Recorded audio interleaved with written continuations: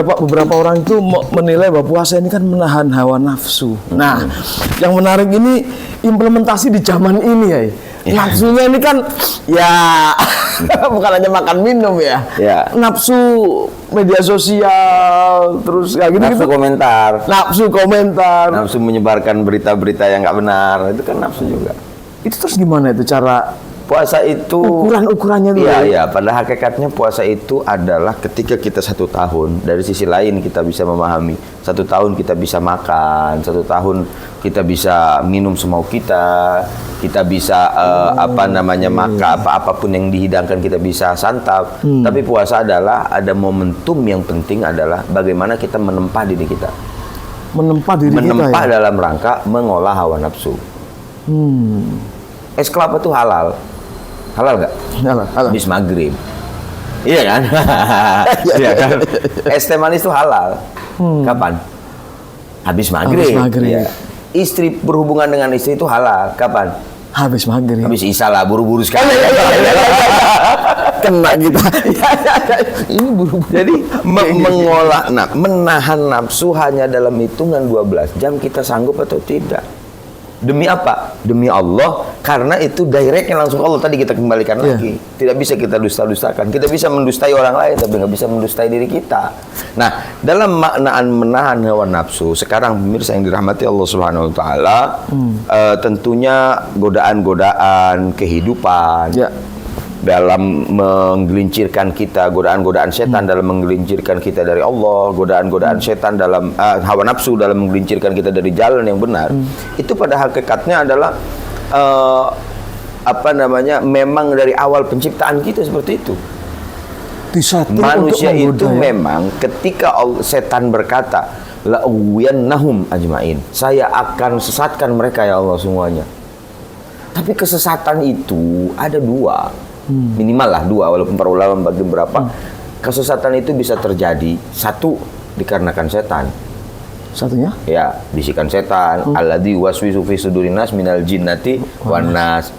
Yang kedua, kesesatan nafsu. Dirinya sendiri sebenarnya yang sesat. Jangan segala-gala sesuatu itu kita katakan, oh ini setan ini. Kata setan, orang bukan gua. Kata setan orang korban terus setan. Ya. Padahal itu hawa nafsu. Nah, hawa nafsu itu kalau setan dibentengi dengan zikir.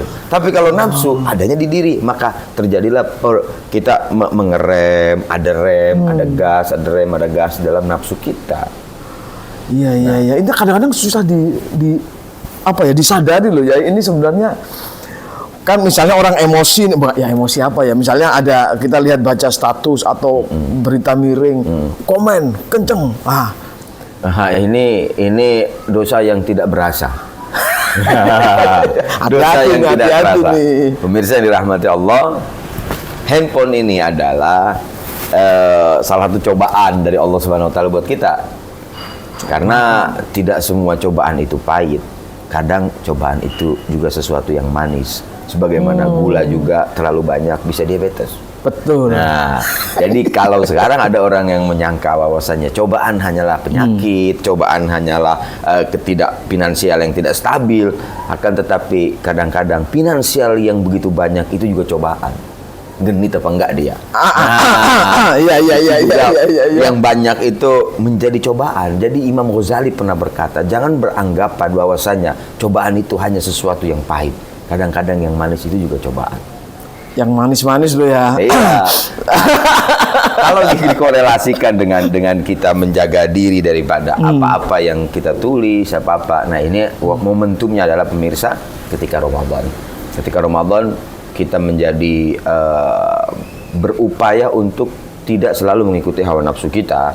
Maka ketika itu kita menjaga tangan kita, menjaga mata kita, menjaga hati kita, menjaga mulut kita.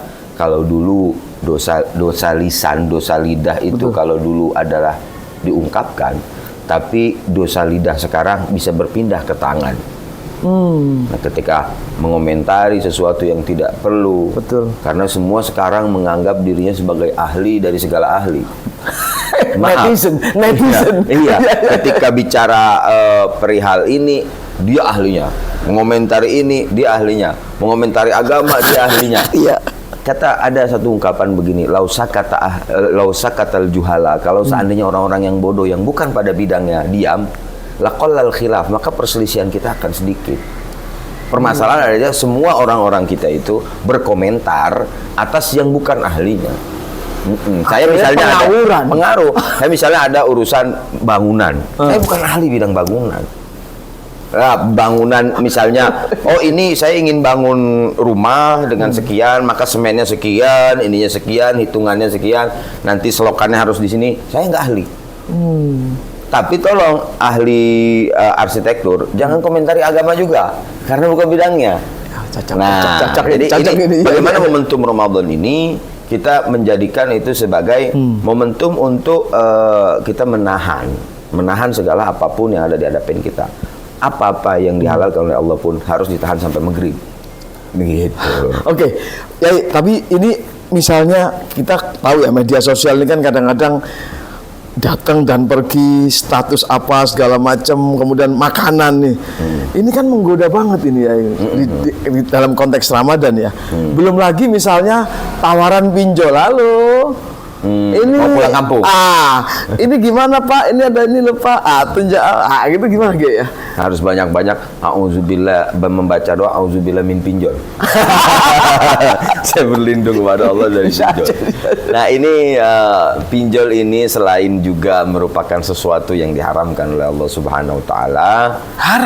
Haram. Pinjaman online yang ya tentunya yang tidak berbasis syariah, yang lumrah banyaknya. Pinjam meminjam dalam agama boleh saja. Pinjam meminjam, tapi pinjam meminjam yang terjadi di situ akad-akad yang berseberangan dengan syariah itu menjadi haram. Jadi bukan pinjamnya yang haram, tapi pinjaman yang sistemnya tidak sesuai dengan syariah. Yang syariah tentunya terkontrol oleh otoritas jasa keuangan OJK dan juga dikontrol juga oleh Dewan Syariah Nasional. Nah, itu sudah ada juklak di sana ya.